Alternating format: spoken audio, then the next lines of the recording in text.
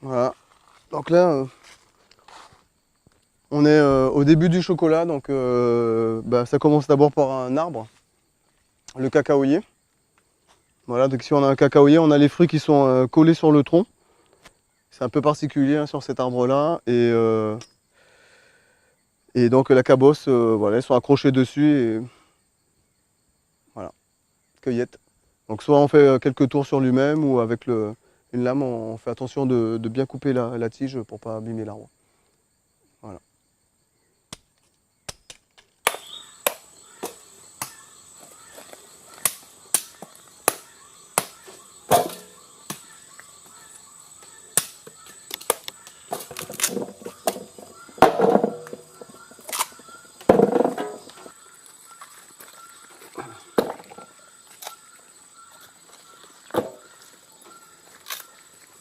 Donc les graines de cacao qui sont dans la cabosse, pour qu'on puisse les transformer en chocolat, on les met à macérer pendant 5 jours pour qu'elles puissent fermenter et commencer à se transformer en fait, parce qu'au départ elles sont pas du tout le goût de chocolat ni la couleur.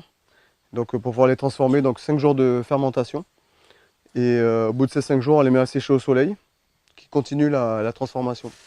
Et c'est à ce moment que la graine de cacao va changer de nom et s'appeler la fève de cacao. Voilà, donc aujourd'hui il fait beau, c'est super.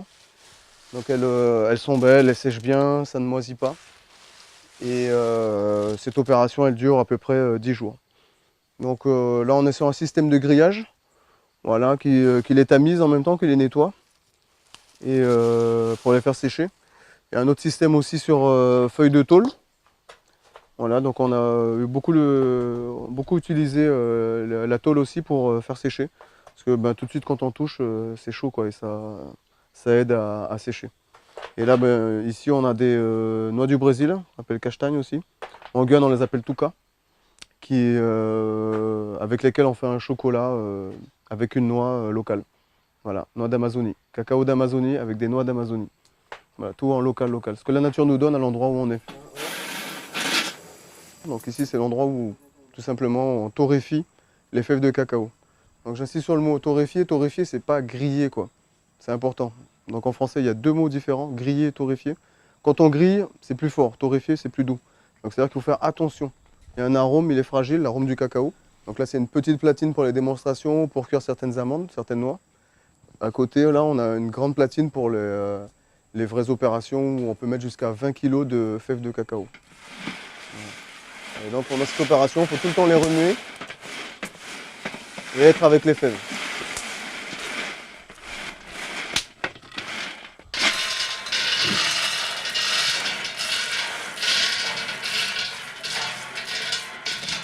Alors, cette étape s'appelle le concassage. Il faut concasser, donc c'est pas piler pour faire de la poudre fine, c'est écraser en gros morceaux, concasser.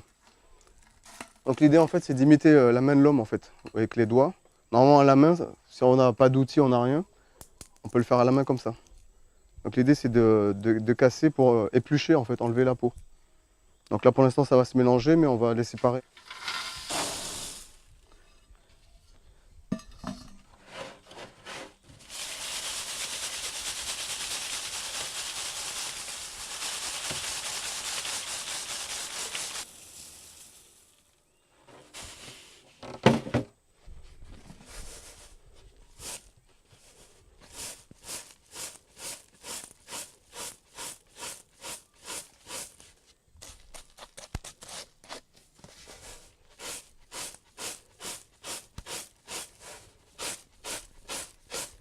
Toujours pareil,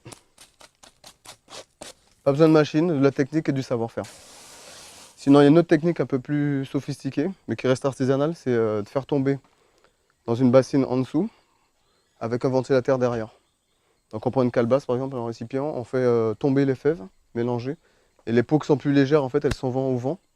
Et la bassine du coup elle recueille les fèves. Voilà.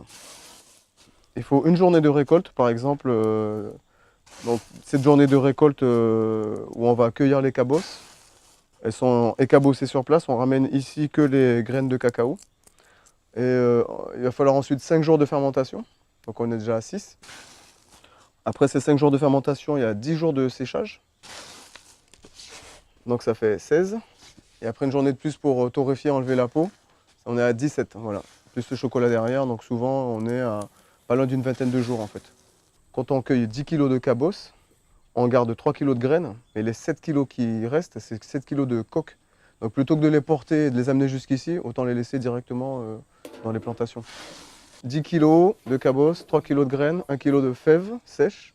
Et du coup, quand on enlève la peau et puis la cuisson, ça perd un petit peu d'eau encore, on arrive à 700 grammes. Voilà la quantité de travail. Voilà. 10 kg pour à la fin finir avec 700 grammes. Voilà. Il faut beaucoup de cacao pour faire du chocolat. Beaucoup, beaucoup.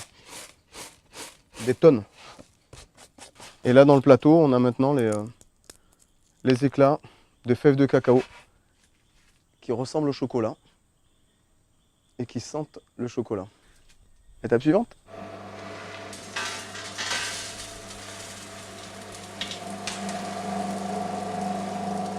Cette étape, en fait, on l'appelle plus poétiquement un moulin.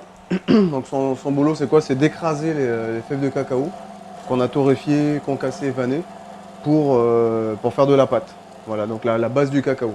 Donc ça ressemble à du chocolat, ça sent très bon, ça a l'aspect du chocolat, mais par contre au goût, c'est très amer. Et donc c'est pas encore du chocolat, c'est de la pâte de cacao. Voilà, donc là on va la mélanger avec du sucre, du beurre de cacao pour en faire du chocolat. Dès qu'on met du sucre dedans, ça va s'appeler du chocolat. Et tant que c'est amer, c'est du cacao. La différence entre les deux, chocolat sucré, cacao amer. Donc là, on va sucrer. On va mettre la bassine là, dans de l'eau fraîche, dans l'eau froide même. Cette étape s'appelle le tempérage. En chocolaterie, c'est obligatoire. Et on le fait pour que le chocolat puisse briller. Et quand on démoule, le chocolat brille, ça donne envie quoi. C'est pour favoriser les bons cristaux du chocolat. Et donc de faire cette courbe là, descendre à 28 tout en le remontant et remonter à 32. Là, on obtient les cristaux qu'on veut, ceux qui brillent et qui fait que le chocolat se démoule tout seul. Et que le chocolat il croque aussi. Voilà, ça a beaucoup d'avantages de le faire. C'est bon, tu peux arrêter. En arrière. Encore. Parfait. Reste là au cas où.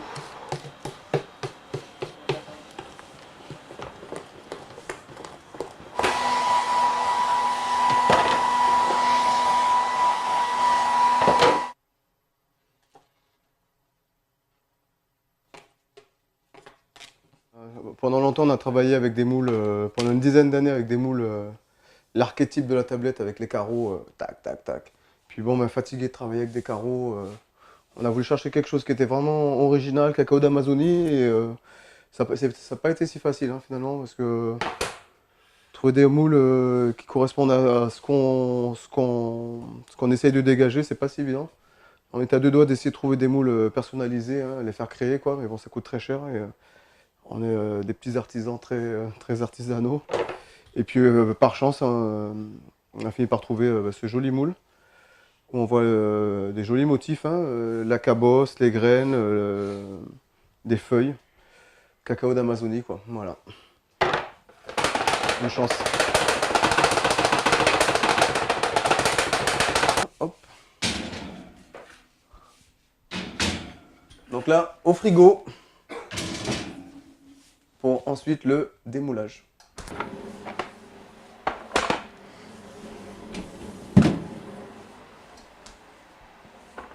Attention.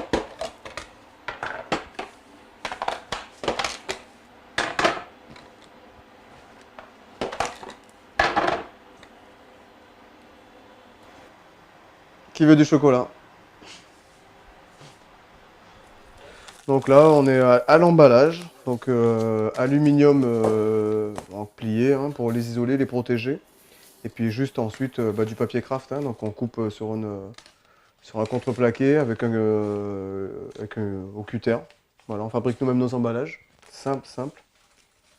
Voilà, donc on fait des bandes, ensuite qu'on coupe en segments. Un bout de scotch, simple. Voilà, et l'emballage est prêt. Et il manque plus que la cravate. Ou un beau chapeau. Tac.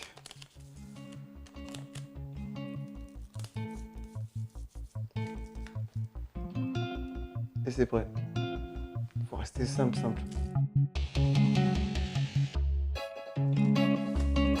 Et c'est ça qui plaît en fait, c'est tout simplement faire des choses simples et belles en même temps.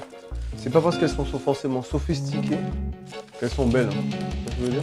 Des fois même en musique, il vaut juste une petite mélodie simple, facile à retenir et qui amuse. C'est un peu pareil. C'est pas un peu, c'est complètement pareil. Être simple et beau.